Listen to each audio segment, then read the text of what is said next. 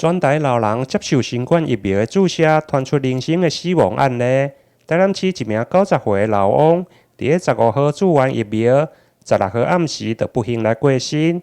伫经过警方甲卫生局的通报，目前嘛报请检方来详验。我们于16号晚间19点多有接获119转报的一个案件哦，在西门路2段的一处民宅有发生民众死亡的案件。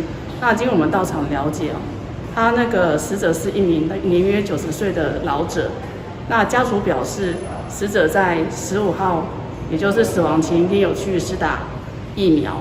那施打疫苗当天就是人还好好的，但是隔天突然就是有呼吸急促，然后就猝死的状况。针对昨天晚上台南市有一位90岁的老翁在家过世哦，那我们调查他前一天是有施打 AZ 疫苗，那这个我们也报请司法相验哦，也报请中央来查核是不是跟我们的疫苗有关系。家属表示，老翁除了有胃肠的毛病，昨伫带病院门诊回来，爬楼梯就会喘，但家属并无质疑是毋是甲疫苗有关系。爱来自主的回来啊，嘛拢无反应啊，是隔工的时阵，伊就拄3个月到爱去台南病院迄个复诊啊，到啊，伊是住院间嘛，所以当去复诊啊，回来时阵爬楼梯就感觉有够喘的啊，安尼啊。哦。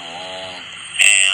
了解啊，所以恁即摆嘛不确定讲敢是注疫苗这个部分，恁敢有去质疑啊？啥？恁敢会想讲？没啦，我袂去注意迄啦，迄年岁来到遮多岁啊，有当好质疑的。卫生局长徐玉玲表示，目前专案除了报请检方来详验，另外嘛会通报为施打疫苗的不良事件，由中央来查核到底是毋是甲疫苗有关系。